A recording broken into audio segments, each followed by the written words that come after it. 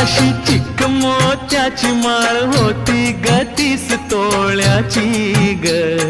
चिक मोत्याची माळ होती ग 30 तोळ्याची ग. जसा गणपतीचा गोंडा चौरंगी लाल बावटा ग. गणपतीचा गोंडा चौरंगी लाल बावटा ग.